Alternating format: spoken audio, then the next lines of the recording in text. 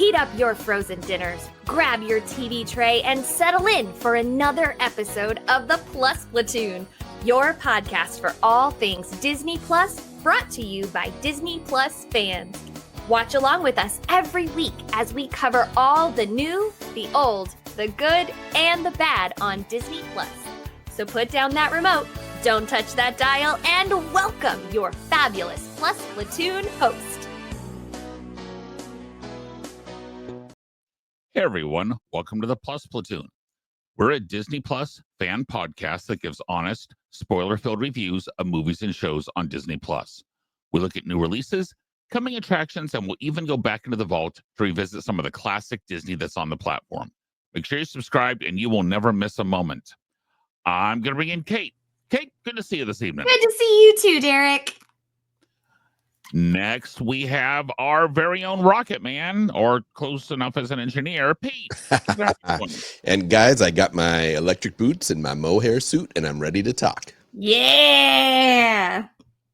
And as one who will never go break in our hearts, we got Steve. Sorry, Kate, I thought of this after you already told you. I'm the resident tiny dancer. This is true. That works. Yeah. Not Tony Danza. I will happily be Tony Danza.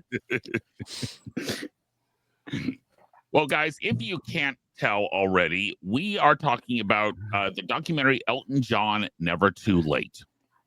This is based on the title, actually, of a song that is in the new live-action Mufasa movie that he wrote called Never Too Late. I have not heard it because I've not seen the movie.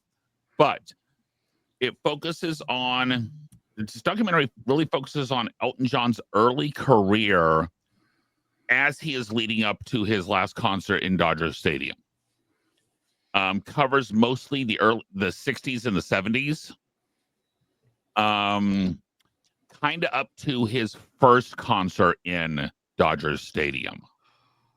And then to a self-imposed break from touring that he took.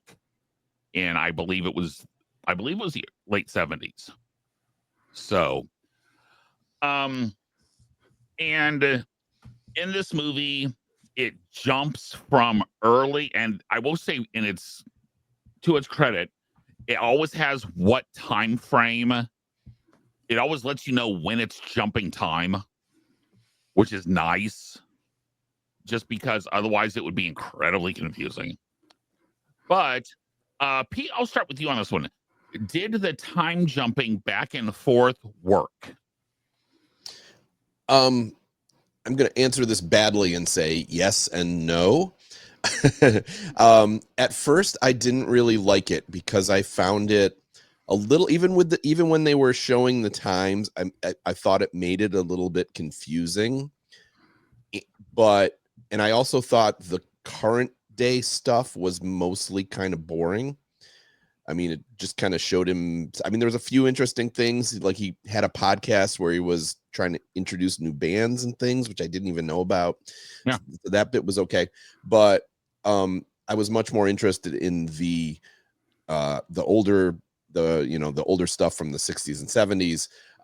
But I was talking with my wife about this, and she watched it with me, and she pointed out that one of the things she liked was that a lot of the older footage was narrated by him in modern day. So he was kind of describing what was going on in his life at the time.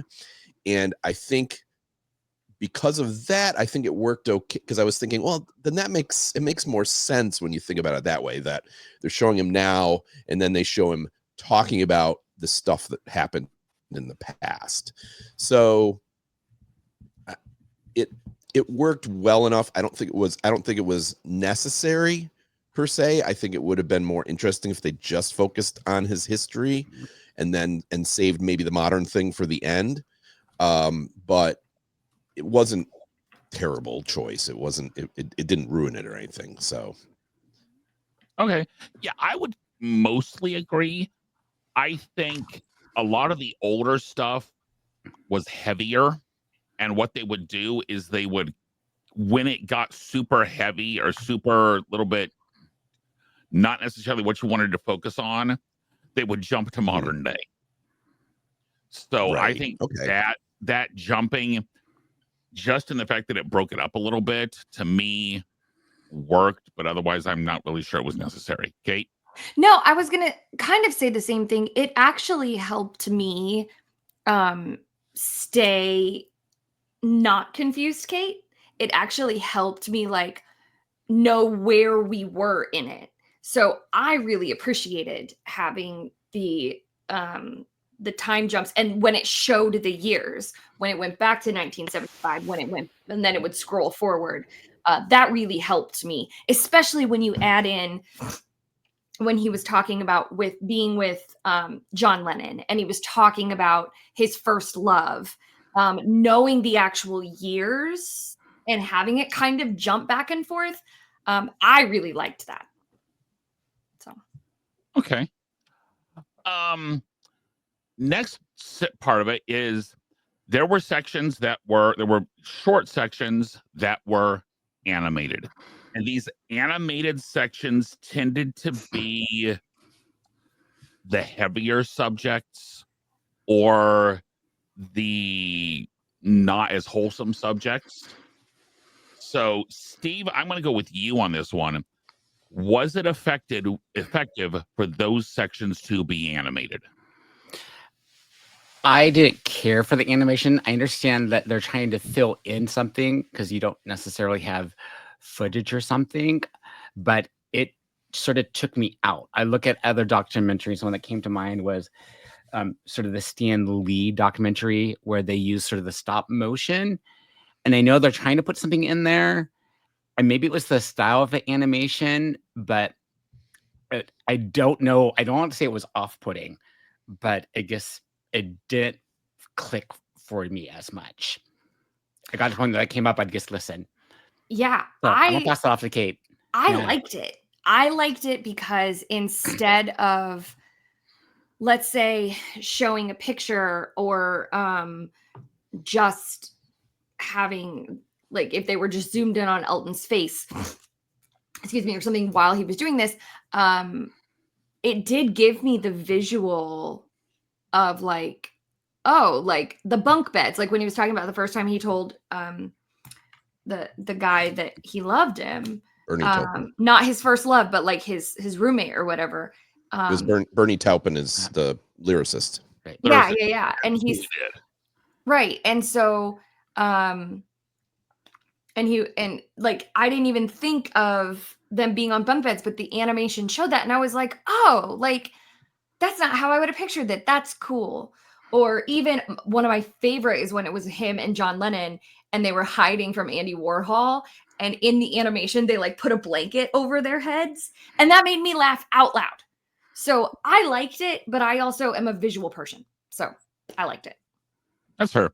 I almost would have liked it more seeing his face talking about it, just so you could get a little bit better feed on some of his emotions on it.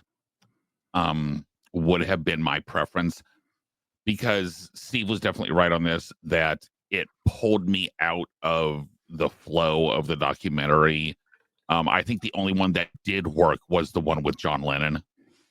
I liked that one. But the other ones, I don't know. I'm not sure. I almost would have rather had them see I don't know if reenactment's quite the right, like almost like a reenactment type thing with actors where you wouldn't necessarily see their face, but it could have been, like just a couple guys laying on the bed, or like you see their feet hanging off the end as he's talking about it. I don't know. So, Pete? And this comes to a point that I was disappointed in this, because it felt like they didn't have a lot of good footage for this documentary.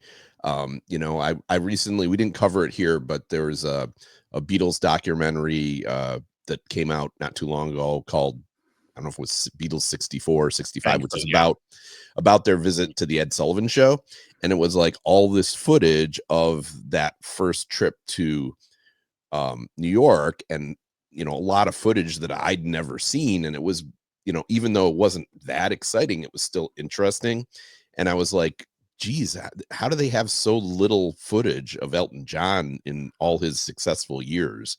Because like there's some really bad There bad was stuff really that they bad had. concert films. I mean, Yeah. to the point where they had to do it at like double speed. Okay. Yeah. So can I add something in here? Because I Yeah. think this will fit here. Because never mind. No, go ahead, Kate. Oh, Go ahead. okay. Because that was I really enjoyed this documentary.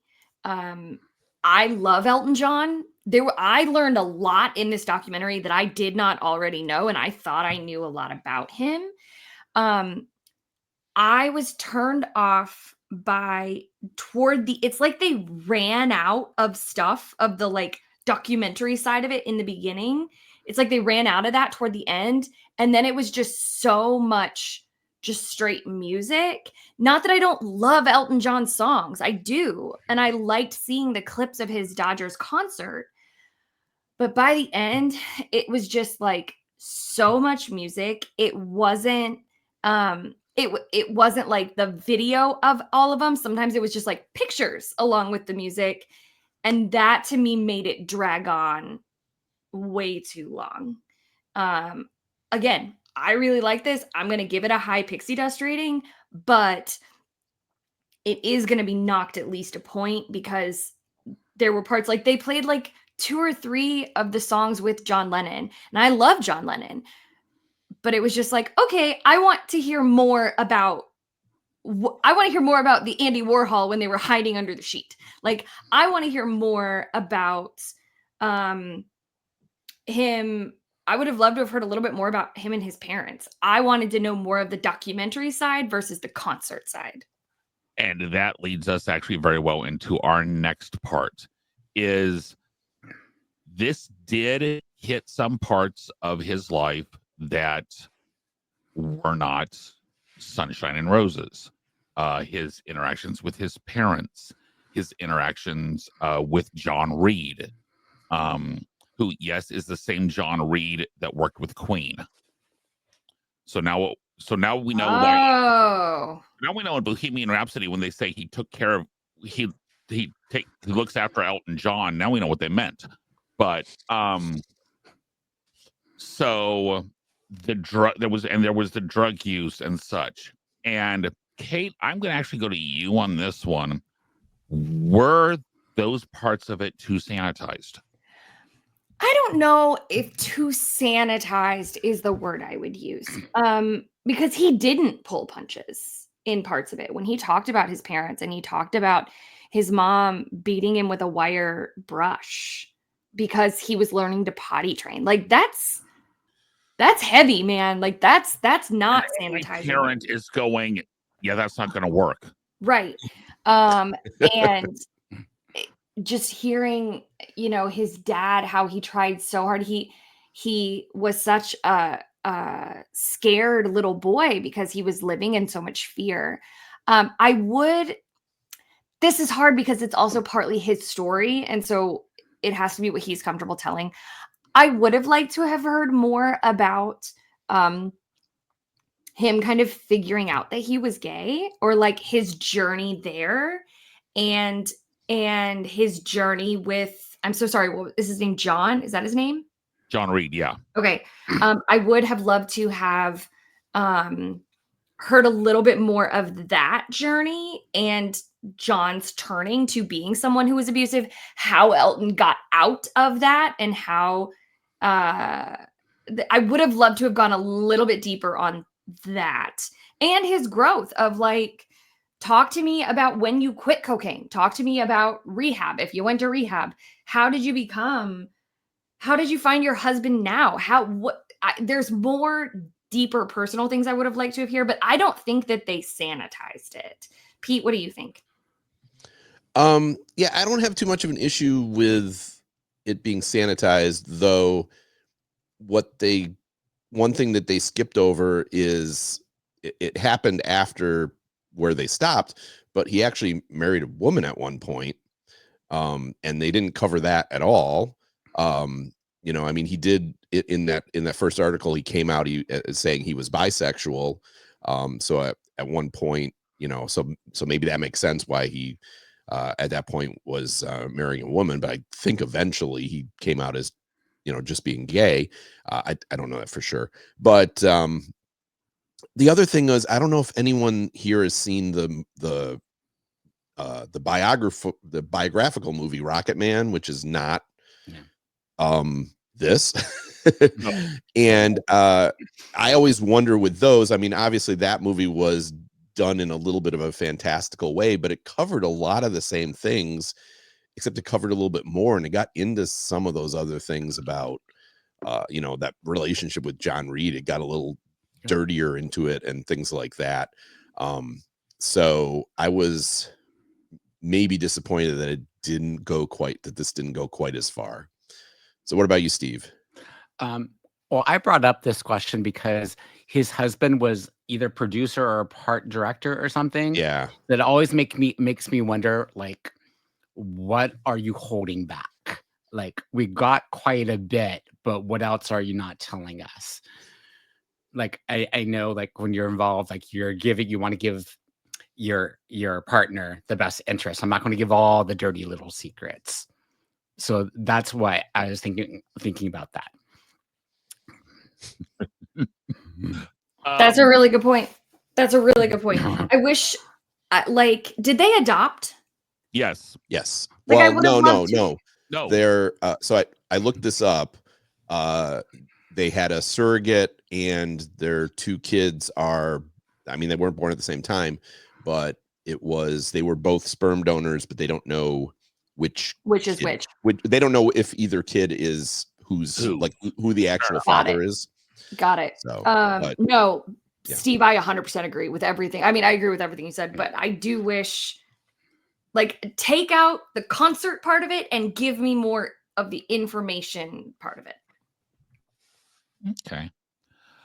And yes, Pete brings up a point, which is going to kind of move us on to what was surprising in this. What was surprising about Elton John that you didn't expect to necessarily see? And for me, it was his comment of how he wishes he could see his kids grow up, but he doesn't know that he's going to be able to. Because he's in his 70s already. He's in his mid 70s already, and the kids are like young. So, and that's a thought every parent has of, be it a kid or a grandkid, would love to see them grow up, and at some point you're not going to. I mean, I hate to say it, at some point we're all not going to. So seeing that to me was the deepest insight into him that I saw, was that emotion of, I know I'm probably not going to get to see my kids grow up. And just the look on his face was the look that I have seen my parents when it comes to my son and their grandchildren. It's one of those, at some point they're not going to see him get to do X, Y, or Z. They're not going to get to see me do X, Y, or Z. So, Kate? So I'm going to contradict myself a little bit here, because I just got done saying, I wanted him to go deeper and tell me more. But I was actually surprised when he talked about the abuse from his parents. Again, I didn't know that. And so him going into so much detail, instead of just saying, I went through a lot of abuse, going into the detail that he went about his parents and his childhood, shocked me a little bit. I just wasn't expecting that. I'm glad he did, because I don't think that should be shied away from, because it is part of his story, and it makes me respect him all the more. I remember another thing. I'm so glad I remembered this. I loved when he talked about, and I'm not going to be able to remember her name, the Black woman that he watched play piano on television. And I can't, Derek, I don't know if you can look up, I cannot remember her name. I'll get it. But I loved that. That was super surprising to me. I did not see that coming. And when he was like, yeah, she used two different pianos, and Winifred Atwell. Yes. I loved that. That totally shocked me. I did not realize that was a lot of his inspiration. I loved that. Pete, you go. Yeah, I didn't find too much of I mean, I'm kind of a like 70s rock and roll history nerd a little bit, so I tend to know a lot of these things. And as I said, if you saw Rocket Man, a lot of this was covered in that. They didn't really talk about the abuse in that as much. I think they kind of downplayed that. Which abuse, from his parents or from his John parents. Reed or both? From his Okay. parents. No, they From his definitely had more about John Reed in the movie Okay. than in this. To me, the most interesting thing was like the John Lennon stuff, that he kind of like John Lennon befriended him at a point and they were like kind of doing stuff together. And I had forgotten about that song he did with John Lennon. Actually, I don't even know if I knew the Elton John. I knew the song, but I didn't realize that Elton John was in it. The duet part of it, yeah. Yeah, whatever gets you through the night. But I knew that John Lennon had come on stage with him, but I hadn't heard too much about that. I mean, I knew that John Lennon was like terribly nervous and everything, but I didn't know the whole story. So that part was to me the most interesting. And if I'm allowed to say what I was surprised at that wasn't there, is I would have liked to had a little more about how he developed some of his biggest songs. And I know they covered, I mean, the big thing with Elton John is Bernie Taupin, right? Bernie would write the lyrics first. Yeah. He would write all the lyrics and then he'd hand them to Elton John, and Elton John would take them and, basically make the music to it with his band and whatever. And which is very unusual way for songs to be written. Usually it's either together or the other way. Right. Yeah. Usually it's either the other way or together. It's very rare to have someone, and that Bernie was able to write such poetic lyrics. I mean, the lyrics of those early Elton John songs are fantastic, in that he could write something that worked so well to music, not writing music, So I was kind of, I understand why, because it was, as you say, it was produced by David Furnish. But I would have liked to seen a little more of Bernie Taupin's influence on the songs and how they wrote the songs and things like that. But yeah, not a super lot surprising in this to me. What about you, Steve? You have one of the ones that surprised me, of how Bernie wrote it and then passed it off to John. And then sometimes Bernie didn't ever hear the finished piece until actually it had been sort of recorded, which I've talked to people at my school were like, what? Like really sort of surprised by that. Yeah. I think I knew that, but it was like sort of surprising.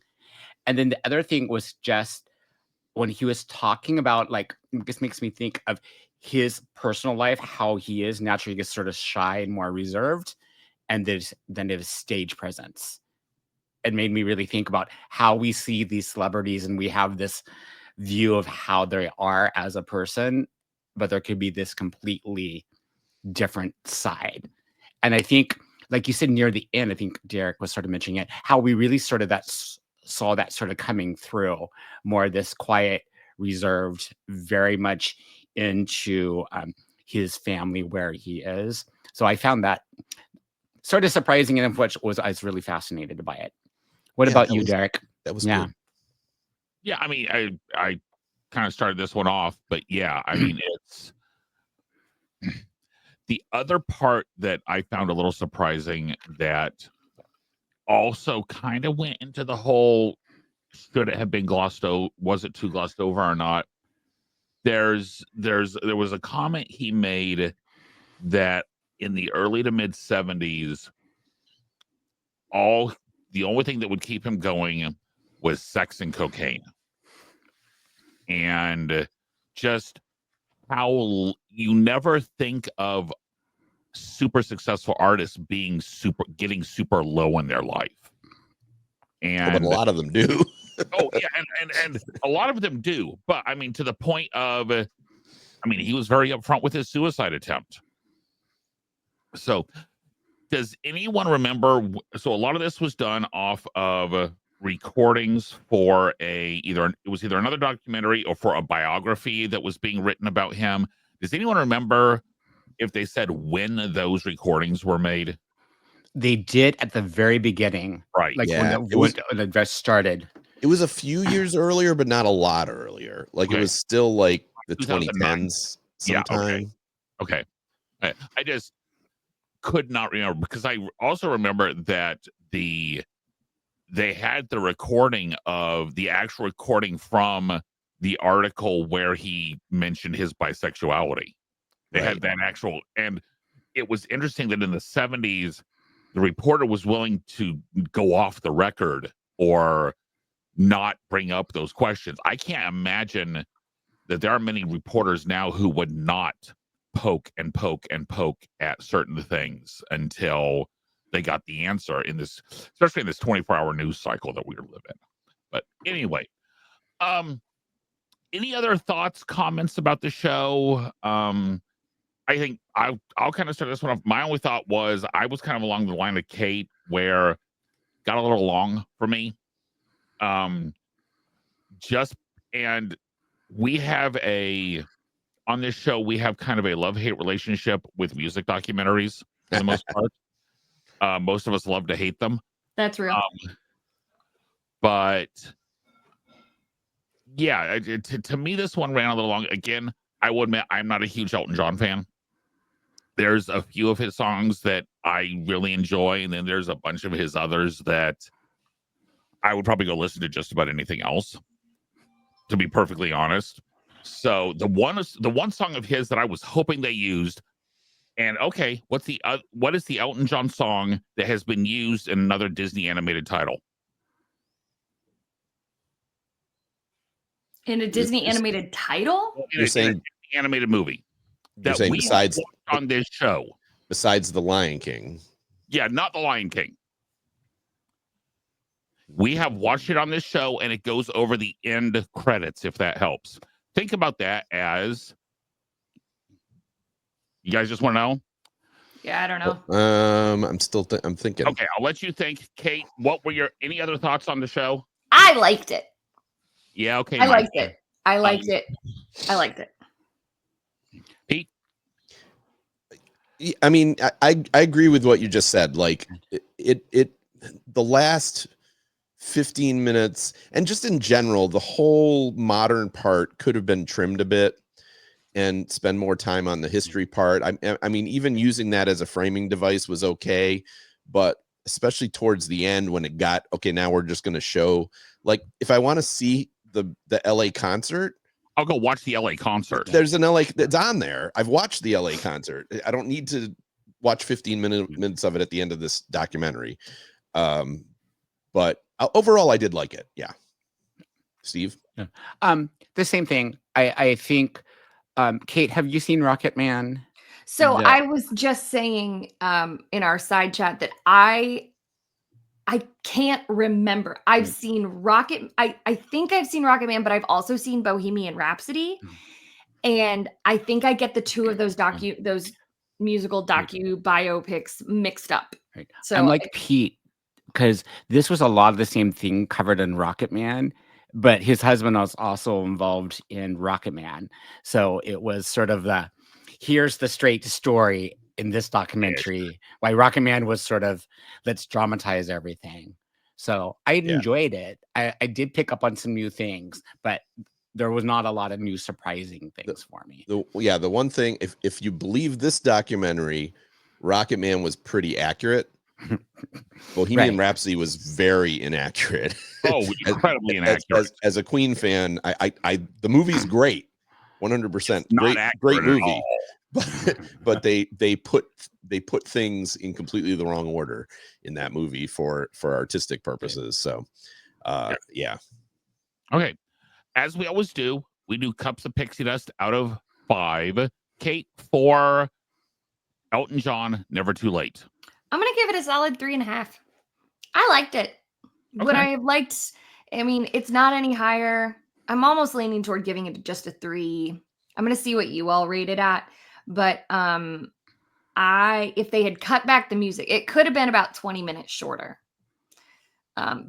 if they had cut out some of the music, or at least fill that in with more information. But yeah, I'll give it a 3.5 for now. I might change it to a 3. Yeah, I'm giving it a 3. If you're a fan of Elton John, I think it's worth watching. You know, I mean, that's always with any kind of these biopics, to me, like, you should be a fan of the person. If you don't like the person, you're never gonna really have a good time. You should at least be but you should at least be like a little bit of a fan, right? Fan. Yes. Yeah, even a casual fan. So I think that it's worth it from that respect. Again, I watched the LA Dodger Stadium concert, and that's like, for hardcore Elton John, you got to love him and to listen to him play for 3 hours. This is not that. There's some interesting parts to it, especially if you don't know too much about him. So 3 for me. Steve? 3 for me as well. I think it's one of the music documentaries we've seen, one of the ones I've enjoyed more. I don't know if that matches my ratings, but a 3. And I'm gonna go with 2 just because I did not hate this. I didn't hate it, but I as a not a huge Elton John fan, I don't need to watch this again. So the song that has been used is "Don't Go Breaking My Heart." Is used in the Oliver and Company. The end credits of Chicken Little. Oliver and Company is Billy Joel. Yes. I'll say. And not a great movie. I was thinking, well, neither is Chicken Little. No, the music's pretty good. Oliver and Company's not a great story because Oliver Twist is not a good story. Oh, Oliver We and should Company watch that movie. is not a good movie. We should watch it. No, No. I'll put it on the list, Kate. Add it to the list because I haven't seen it in a long time, but I remember liking it. Okay, Mikey. When the little chihuahua is like, this is torture? Chain Okay, me to the now, wall. The 4 or 5 funny lines from the entire movie do not make a good movie. I have been arguing that for years That's now. fair. That's so, fair. Kate, what have we got for Disney Plus news? Just a couple. I feel like every time we're talking about some either Star Wars or Marvel, reports have come out that The Acolyte is the second most watched series on Disney Plus in 2024. However, the last episode is the least watched episode in the Star Wars series. There will not be a second season of this show. And just the numbers that were released the thought is that it was watched later rather than during its initial run. At least that's my thought. Pete, you were going to add something? Sorry. So does anybody? It was the number 2 most watched show on Disney Plus. I don't. Maybe everybody already saw this, but can you guess what the most watched show? What number 1 was? I do. Was it a Star Wars show? No, it was not.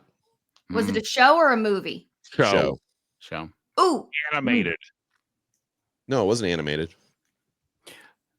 Oh, I don't know. You sure about that? Okay, Pete. What did you see? I saw it was Percy Jackson. Oh no, I heard something different on the way home. Something completely different. I heard it was Bluey. That's what I heard. Oh, Blue really? Yes, Bluey. That probably would be very high. Originally Percy Jackson. Yeah, and as far as shows created for Disney Plus, yes, it's Percy Jackson by like an extra billion viewing minutes or something like that. Listen, I still think we should pick like 2 episodes of Bluey and watch them for the show.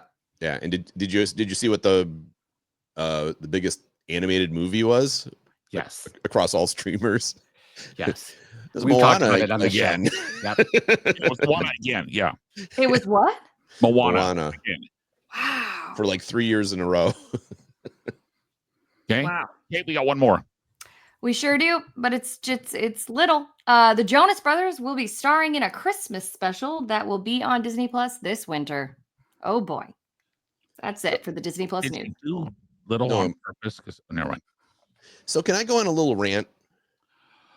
Sure, why not? Why can't like Disney can sink $280 million into The Acolyte? And don't get me wrong, I'm a Star Wars fan. I didn't love that series, but I'm happy for them to do that. Why don't you take one of these $200 million shows, split it up, make 10 movies, put it out once a month, give us DComs. Give us Disney family type movies.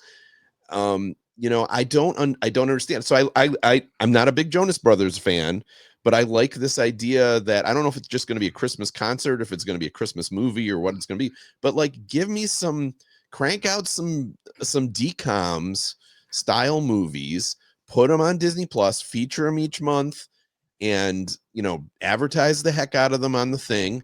And not all of them are going to hit, but like it's a better investment than $280 million in an 8-episode show that everybody hated. Yeah. I agree. I like that. My only hesitation is most DComs are not good. I disagree. Well, I think they're fabulous. Most of them are not great. I will go with that. They're good for what they are, which is family entertainment, and that's Disney's. Should be Disney's niche with Disney Plus. It shouldn't just be Marvel Star Wars. It shouldn't be. I would agree with that. Yeah. And like a thing like Percy Jackson, I mean, obviously that's a bigger budget thing too, but still that's a family oriented show. Like give us and they've tried. No, that's true. But they're trying, they tried to come out with these shows early on, the Mighty Ducks and things like that. Not all of them worked, but like, why are you giving up on it? It just frustrates me that they don't want to put out new content. They don't do new content in a way. That's why Netflix is the king, because a lot of their new content is junk, but they keep putting out new content. Right. And if you hit 1 out of 20, you're great. Right. Disney hits 1 out of 20, it gives them 1. Yeah. Netflix hits 1 out of 20, they get 30 a year. I mean, yeah. So, okay. Next week, we are going to be watching the movie Out of My Mind. This is based on a novel features a young lady with cerebral palsy in a wheelchair. And it has Jennifer Aniston as basically her inner head voice that she goes. And I have heard very, very positive things about it. Is this a documentary or a movie? It is a movie. It's a drama. Yes. But the actress has actual cerebral palsy. I believe so, that the actress does actually have cerebral palsy. Yes. Okay. So, guys, if you have suggestions on what we should or shouldn't watch, Oliver & Company. Yeah, please email us plusplatoon@gmail.com. Message us YouTube, Facebook, Twitter, Instagram, anywhere.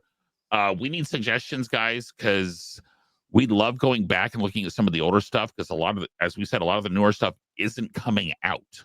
There's a lot of new stuff that's not coming out, and there may even be movies that have been in the theaters that we will not watch on this show.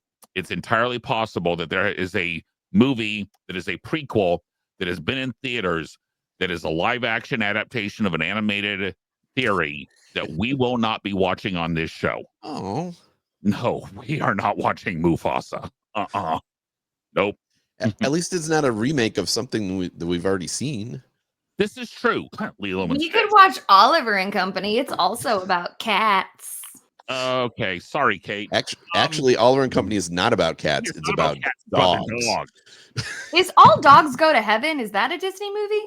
No. No, I don't think so. But if it is, no. Oh. I'd rather watch. Actually, the one I'd rather watch, it's not Disney, but the original American Tale was not Disney either. What about Cats Don't Dance? Is that not Disney either? Cats Don't Dance. You've never heard of Cats Don't Dance? Oh, bless your heart. Oh! Guys, we have new episodes coming out every Thursday on YouTube and all the major podcasting services. For Pete, Steve, and needs to watch some decent movies, Kate. How about cats and dogs? We will see everyone next week. Bye, guys.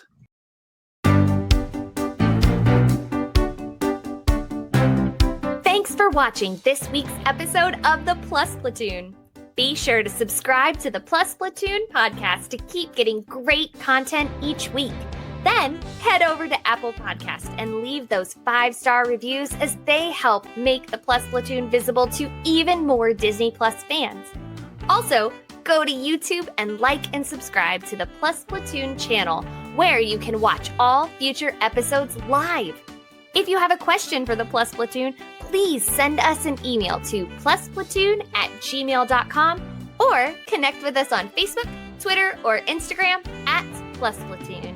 The Plus Platoon is a Disney Plus fan podcast and is not affiliated with the Walt Disney Company or the Disney Plus streaming service. All opinions expressed on the show are solely those of the individual hosts and in no way reflect the views of the Walt Disney Company. Thanks for watching, and be sure to stay tuned for next week's episode because the Plus Platoon is to be continued.